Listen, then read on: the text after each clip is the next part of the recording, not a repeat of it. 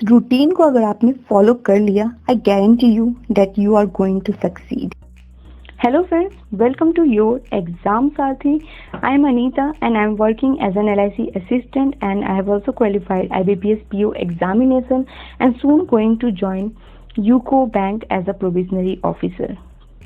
So I find myself enough qualified enough to guide you all.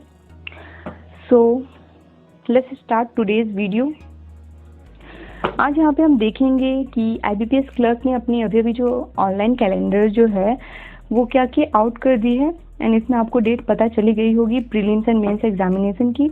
तो इस video में हम लोग डिस्कस करेंगे आपकी एज क्राइटेरिया क्या होती है, एजुकेशनल क्वालिफिकेशन क्या होती है एंड डिटेल सिलेबस भी यहाँ पे डिस्कस करेंगे and then you will get the time table जिसे आप फॉलो करके डेफिनेटली आप सक्सीड कर पाओगे एग्जामिनेशन में. तो जो न्यू अपनी जो एग्जामिनेशन की प्रिपरेशन स्टार्ट कर रहे हैं, जो बस अभी अभी ग्रेजुएट हुए हैं, उनके लिए ये video is going to be the best. And जो अपनी प्रिपरेशन कर रहे हैं and they want to succeed this time, then you guys should watch this. एक टाइम टेबल मिलेगी आपको एंड उसको आप फॉलो करोगे and definitely you will gain something from it, right. तो प्रीलिम्स एग्जामिनेशन की डेट्स है 28 अगस्त, 29 अगस्त, 4 सितंबर, 5 सितंबर एंड द मेन एग्जामिनेशन क्या है 31 अक्टूबर को स्टार्ट होनी है. तो आई होप आपने अपनी प्रिपरेशन स्टार्ट कर दी होगी. लेट्स सी इस वीडियो में और क्या क्या आपको देखने को मिलेगा. तो मिनिमम एज क्राइटेरिया होती है 20 years and maximum is 28 years. ये पिछले साल की नोटिफिकेशन से मैंने लिया है बिकॉज अभी तो नोटिफिकेशन निकलने में टाइम है, तो आपको इसी को बेसिस बना के अपनी प्रिपरेशन स्टार्ट कर देनी है. तो SC/ST को कुछ रिलैक्सेशन मिलती है 5 इयर्स की, OBC को 3 इयर्स की एंड सो ऑन. यहाँ पे पॉइंट्स लिखे हैं, you can see this. Educational qualification आपकी होनी चाहिए graduation from any government recognised university and you should possess the marksheet और the degree certificate. And the most important thing here is the proficiency in the language of official language of the state. यानी कि आप waste Bengal के हो तो आप महाराष्ट्र से form नहीं भर सकते हो अगर आपको वो लैंग्वेज नहीं आती है. उसी स्टेट की फॉर्म भरनी है जिसकी आपको लैंग्वेज आती है, मोस्ट प्रोबेबली जिस स्टेट में आप रह रहे हो, राइट. मूविंग ऑन, ये है पैटर्न ऑफ एग्जामिनेशन. तो 2 स्टेजेस में एग्जामिनेशन होगी, prelims then mains and after selection you will have to undergo language proficiency test. तो उसे हम लोग कंसिडर अभी नहीं करते हैं. First you have to qualify the prelims and main examination, right. तो प्रीलिम्स एग्जामिनेशन में आपकी 3 सेक्शंस होते हैं, English language, numerical ability and reasoning ability. And इसमें इंग्लिश जो है वो 30 क्वेश्चंस आते हैं 30 मार्क्स के. बाकी numerical and reasoning ability 35 questions आते हैं बोथ एंड उनकी दोनों की मार्क्स 35 होती है एंड तीनों सेक्शन को इक्वली 20 मिनट सेपरेटली अलॉट किए गए हैं. तो क्या हो गया, 100 क्वेश्चंस हो गए 100 मार्क्स के. तो जो प्रीलिम्स है इज नथिंग बट आप जितना प्रैक्टिस कर लो, जितना मॉक दोगे, जितना अपनी स्पीड बढ़ाओगे, उतनी आपके सिलेक्शन के चांसेस जो हैं वो हाई होते जाएंगे, ठीक है. तो यहाँ पे हमने देख लिया प्रीलिम्स एग्जामिनेशन की क्या है pattern. Then we will move on to the main examination. Main examination में आप देखो जनरल इंग्लिश है, रीजनिंग एबिलिटी पहले भी थी एंड ये ऐड हो गया है कंप्यूटर एप्टीट्यूड. एंड आप ध्यान दो प्रीलिम्स में क्या लिखा था, न्यूमेरिकल एबिलिटी लिखा था, यहाँ पे वो चेंज हो गया है क्वांटिटेटिव एप्टीट्यूड में. तो इसको हम लोग डिस्कस करेंगे. फर्स्ट यहाँ पे आप देख लो कितने नंबर ऑफ क्वेश्चंस आएंगे, कितने टाइम अलॉटेड है. तो जनरल अवेयरनेस के लिए आपको 50 क्वेश्चंस दिए जाएंगे, 50 मार्क्स के होंगे एंड टाइम अलॉटेड कितने हैं 35 मिनट. तो ये तो उतना इसमें ज़्यादा कोई प्रॉब्लम नहीं है क्योंकि ये तो 35 मिनट्स में आप 50 क्वेश्चंस आराम से जनरल अवेयरनेस के कर सकते हो. जनरल इंग्लिश में आप देखो 40 questions 40 marks and you will gate 35 minutes. इसमें आपको प्रॉब्लम हो सकती है अगर आपकी रीडिंग स्पीड थोड़ी सी कम है, बट अगर आप अभी से रीडिंग करना स्टार्ट करोगे आई विल सजेस्ट आप किसी भी पेपर की एडिटोरियल अगर 1 पेज डेली पढ़ोगे तो it will improve your reading speed, ठीक है.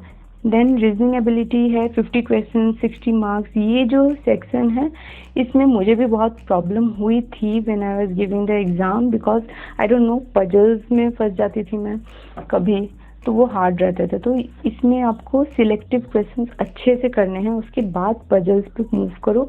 जो पजल आपको देख के लगे हाँ दिस इज़ इट, मैं इसको तो बना ही लूँगा या लूँगी, देन डेफिनेटली आप उसको कर सकते हो। लास्ट है quantitative aptitude, 50 questions 50 marks 45 minutes. इसमें ज़्यादातर आपको मेंस एग्जामिनेशन में जो क्वेश्चंस का लेवल है वो थोड़ा सा हाई हो जाएगा, एंड आपको उसमें DI डेटा सफिशिएंसी के क्वेश्चंस ज़्यादा देखने मिलेंगे। प्रीलिम्स में भी आते हैं DI के, बट वो इजी होते हैं। मेंस की जो DI है वो थोड़ी हार्ड होती है। उसके बाद डेटा सफिशिएंसी के क्वेश्चंस आएंगे, एरिथमेटिक के क्वेश्चंस रहेंगे, एंड क्वाड्रेटिक के क्वेश्चंस के रह सकते हैं क्वेश्चन उसमें, ठीक है। वो आप मॉक दे देकर आप उसको समझ सकते हो कि कैसा क्या एग्जाम का पैटर्न होगा। तो यहाँ पे आप देख लो टोटल नंबर ऑफ क्वेश्चंस कितने हो गए 190 और मार्क्स 200, एंड टाइम अलॉटेड कितने हैं 160 मिनट्स, यानी कि 2 आवर 40 मिनट, ठीक है। तो यहाँ तक तो बात हो गई हमारी प्रीलिम्स की पैटर्न, मेंस की पैटर्न की। अब उसके बाद हम देखेंगे कि आपको अपनी प्रिपरेशन स्टार्ट करनी कैसे है। अगर आप बिल्कुल भी नए हैं या फिर अगर आप स्ट्रगल कर रहे हो एग्ज़ाम क्लियर करने के लिए, तो डेफिनेटली आपको एक लॉजिकल अप्रोच यहाँ पे मैं देखने को मिलेगा। मैं बता रही हूँ कि आपको करना कैसे है। किसी भी एग्ज़ाम को प्रिपेयर करने के लिए you should first analyse the previous year question paper. उसके बाद आपको एक टाइम टेबल बनानी है and try to follow it, ठीक है। आप एक दिन फॉलो करें, एक दिन कर रहे हो ऐसा नहीं, बट आपको एक पूरा आज से लेके 30 अक्टूबर तक की टाइम टेबल आपको पता रहनी चाहिए कि मुझे किस वीक में किस दिन में क्या क्या कंप्लीट करना है, कैसे रिवाइज करनी है, कौन से मॉक टेस्ट देने हैं, ठीक है। Then you should and the most important thing, you should attempt and analyse the mock test. इसके बिना आई डोंट थिंक कि आप सिलेक्ट हो पाओगे। डेफिनेटली बहुत ही ज़्यादा प्रैक्टिस की ज़रूरत है, एंड वो सिर्फ मॉक टेस्ट से ही आ पाएगी। नाउ अब सिलेबस देख लेते हैं। पहले इंग्लिश का सिलेबस देखेंगे कि क्या क्या आता है। तो यहाँ पे मैंने इंटीग्रेट किया है प्री एंड मेंस के सिलेबस को, बिकॉज आपको प्रिपरेशन तो साथ में ही करनी है, अलग अलग आप प्रिपरेशन नहीं कर सकते हो, क्योंकि प्रीलिम्स एग्ज़ाम क्लियर करने से कुछ नहीं होगा। आप प्रैक्टिस करते करते थोड़े दिन बाद देखोगे कि आपके सारे प्रीलिम्स एग्ज़ाम निकल रहे हैं बट मेंस एग्ज़ाम नहीं निकल रहे हैं। तो उसकी एक इंटीग्रेटेड अप्रोच होनी चाहिए आपके पास प्रिपेयर करने के लिए, ठीक है। तो यहाँ पे आप देखो, इसको 3 कैटेगरीज में डिवाइड कर दिया है हमने इंग्लिश के सिलेबस को। एक है रीडिंग कम्प्रीहेंशन, एक है ग्रामर, एक है वोकेबुलरी। इन 3 पिलर्स पे आपको ध्यान देने हैं। देखो, अगर आप रीड कर रहे हो डेली तो जो जम्बलिंग ऑफ पैराग्राफ्स आते हैं, वर्ड की यूसेज आती है, sentence rearrangement, phrase replacement, sentence improvement, matches, paragraph conclusion, ये सारे आप अगर रीडिंग कम्प्रीहेंशन आप कर रहे हो उससे ही इम्प्रूव हो जाएंगी और इन सब में आपको हेल्प मिलेगी। और इस तरह से हमें सिलेबस बहुत ज़्यादा भर नहीं देना है कि इतने सारे टॉपिक करने, ये करने, वो करने। आपको एक लॉजिकल वे में एक नीट एंड क्लीन तरीके से सिलेबस यहाँ पे आपको देखने को मिले, इसी को आपको प्रिपेयर करनी है। देखो, अब जब आप ग्रामर प्रिपेयर करोगे इंग्लिश का, तो वहाँ से आप detection of errors, filling the blanks, cloze test, active and passive voice connectors, ये सारे क्वेश्चंस कर पाओगे, ठीक है। एंड अगर आप वोकेबुलरी कर रहे हो तो वहाँ से आप word meaning, synonym, antonym, substitution with one and idioms and phrases, ये सारे आपके कंप्लीट हो जाएंगे, ठीक है। तो ये है सिलेबस, इतना ही आपको करना है इंग्लिश के लिए। बहुत ज़्यादा आपको कंटेंट के पीछे नहीं भागना है, यहाँ से वो जमा कर लो, वहाँ से वो जमा कर लो। जो है इतनी टॉपिक्स आपको अच्छे से प्रिपेयर कर लो एंड इजीली आप क्वालिफाई कर लोगे एग्जाम में।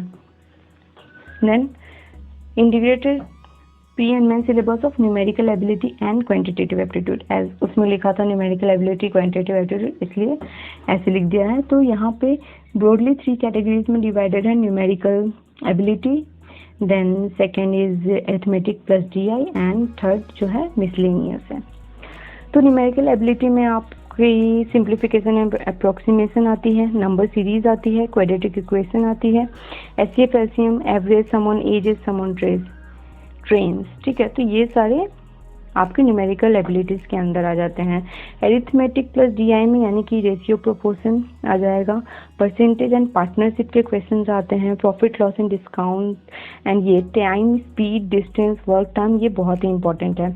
Mixture alligation, interpretation of data, मतलब इन्हीं सारे टॉपिक को आप पढ़ोगे, उसके बाद आप डीआई के क्वेश्चन को सॉल्व कर पाओगे।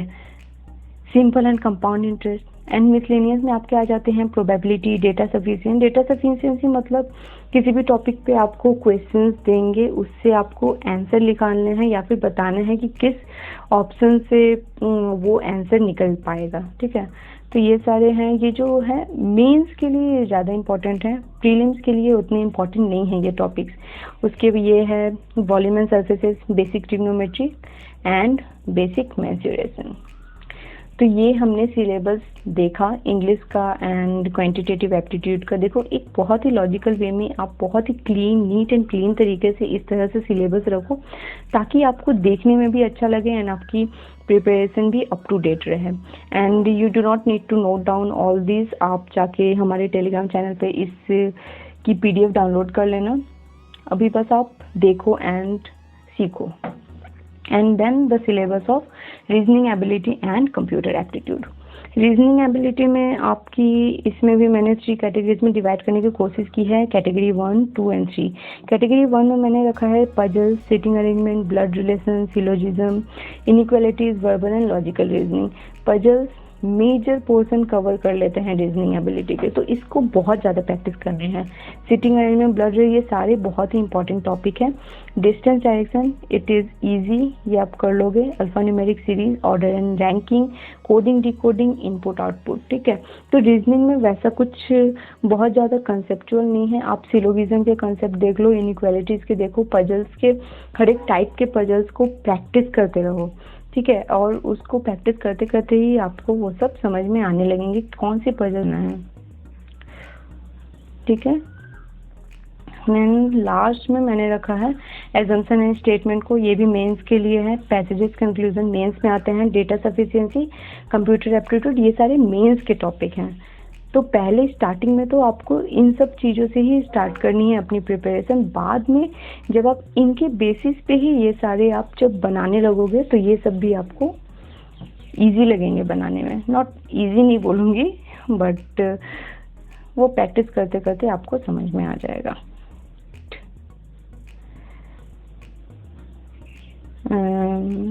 अब किसका सिलेबस है?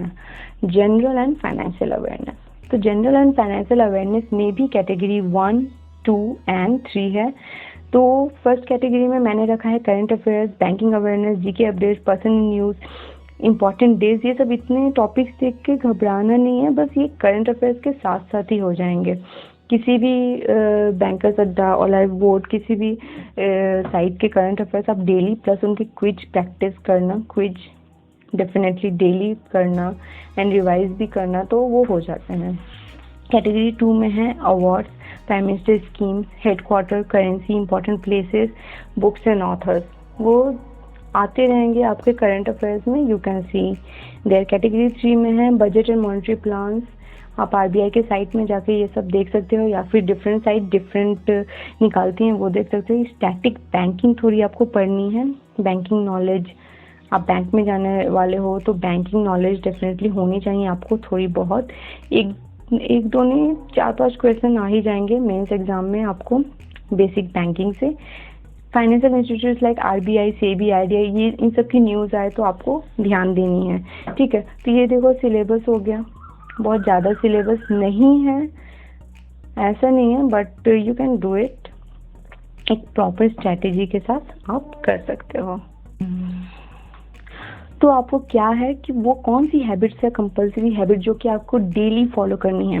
एंड आई विल सजेस्ट कि आप ये 1 जून टू 7 जून इसकी हैबिट लगाओ। आप ट्राई करो कि इन सब चीज़ों को करो जो यहाँ पे लिखी हुई है। And then from 8 June you start the preparation, concept building. ठीक है, तो इसमें क्या क्या है देखो। सबसे पहले आपको न्यूज़पेपर रीड करनी है, पूरा नहीं करना है, एडिटोरियल पेज को रीड करना है। इससे क्या होगा, आपकी रीडिंग हैबिट इम्प्रूव होगी, कंसंट्रेशन इम्प्रूव होगी एंड रीडिंग स्पीड भी इम्प्रूव हो जाएगी आपकी। उसके बाद मैथ्स ऐप आपको यूज़ करनी है, आई डोंट नो आपको पता है नहीं, बट मैथ्स ऐप है मेरिट साइन, जो वहाँ पे हैं अभिषेक सर, समीर सर, उस चैनल पे जो पढ़ाते हैं वो बहुत ही अच्छे हैं एंड उनकी ही ऐप है मैथ्स ऐप। इसमें आप टेबल्स लर्न कर सकते हो, खुद एग्ज़ाम दे सकते हो, स्क्वायर रूट, क्यूब रूट, वहाँ से आप जाके देखो, शॉर्टकट्स भी उन्होंने बताए हुए हैं, ठीक है। एंड करंट अफेयर्स आप बैंकर्स अड्डा, लाइव बोर्ड पास अटेम्प्ट कीजिए सब और डेली करने की कोशिश करो, ठीक है। ये जो एडिटोरियल है you can read it in half an hour, बस एक page. Maths app you can half an hour आप इसको दे दो। करंट अफेयर्स जो होती है वो बस ऐसी स्क्रॉल, बस 10-15 पॉइंट्स होती है, उसको पढ़ के आपको क्विज देना है। It will also take 30 to 40 minutes, इससे ज़्यादा नहीं लगेगा। एंड एक बहुत ही अच्छी ऐप है इंग्लिश, अगर आप प्रैक्टिस करना चाहते हो, इम्प्रूव करना चाहते हैं, वोकैब 24 ऐप से अच्छी आई डोंट थिंक कोई भी ऐप है। मैंने इसे पर्सनली यूज़ किया था and it is one of the best app. यहाँ पे आप जाके प्रैक्टिस कर सकते हो इंग्लिश की and is very very good, ठीक है। उसके बाद आप जो भी कंसेप्ट लर्न करोगे उसके आपको नोट्स बनाने हैं, क्योंकि एट लास्ट आपको वही रिवाइज करना है, वरना आप बार बार कंसेप्ट देखोगे, बार बार प्रॉब्लम सॉल्व करोगे एंड फिर भूल जाओगे। तो आपको रिवीजन के लिए इसको कंसेप्ट की नोट्स बनानी है एंड उसी को बार बार रिवाइज करना है। And then practice sectional test, practice as much as you can, मतलब कितना भी आप मॉक टेस्ट दे पाओ उतना दो। एंड 1 मॉक टेस्ट आप ट्राई करो डेली देने की एंड एनालाइज करने की। शुरू में नहीं होगा कि आप एक ही दिन दे रहे हो टेस्ट, एक दिन एनालाइज कर रहे हो, टाइम लगेगा, बट धीरे धीरे इट विल हैपन, हो जाएगा वो, ठीक है। Then the main thing in this video, ठीक है, रूटीन। ये है आपका रूटीन, इस तरह से दिखेगा। आप एक्सेल शीट जाके डाउनलोड कर लो हमारे टेलीग्राम चैनल से, या फिर मैं कमेंट या फिर डिस्क्रिप्शन में इसको दे दूंगी। तो इस 1 जून से 7 जून तक आपको क्या करना है, वार्म अप करना है। आपको ये सारी हैबिट्स अपने अंदर लेकर आनी है, ठीक है। उसके बाद से 8 जून से you can start the concept, okay. जैसे यहाँ पे मैंने numerical, English, reasoning, financial awareness, mock test किस दिन अटेम्प्ट करना है, आपने वो किया है नहीं, ये सारे स्टेटस या तो आप एक्सेल शीट डाउनलोड करके उस पर अपने लैपटॉप पे ये कर सकते हो अपडेट, या फिर आप PDF निकाल कर उसकी उसी में आप एडिट कर सकते हो। एंड यहाँ पे देखो मैंने लिखा है ऊपर first line, the schedule is dynamic, make full use of it, यानी कि आप अपने हिसाब से इसको चेंज कर सकते हो। जरूरी नहीं है कि इसमें जो दिया है आप वही फॉलो करो, या फिर कर भी सकते हो। बहुत मेहनत से ये जो है टेबल बनाई है मैंने, बहुत ही सोच कर इसको बनाने में मुझे एटलीस्ट 2 to 3 days लग गए हैं। तो बहुत ही सोच समझ के इसको बनाया है। कुछ इस तरह से दिखेगा, starting from 8 June it is up to 31 अक्टूबर तक मैंने इसे पूरे रूटीन बना दी है। आपको बस डाउनलोड करना है, इसको फॉलो करना है। अगर आप नहीं कर पा रहे हैं, मतलब हो सकता है कि आप एक दिन में किसी कंसेप्ट को नहीं लर्न कर पाए, उसको आप दूसरे दिन शिफ्ट कर दो। यहाँ पे आप स्टेटस में लिख दो नॉट डन क्यों यहाँ पे, और मैं उसको कब करूँगा, ठीक है। So this is it, you can go and download it in the description। यही आप अपनी क्वेरीज यहाँ पे बता सकते हैं yourexamsathi@gmail.com and you can also follow us on Facebook and join our Telegram channel, link in the description below। So thank you for watching, do like, share, comment and subscribe if you like our video। We will meet you soon with our next video and उसमें मैं try करूँगी कि previous year paper को analyse करके आपको बता पाऊँ। Thank you so much for watching।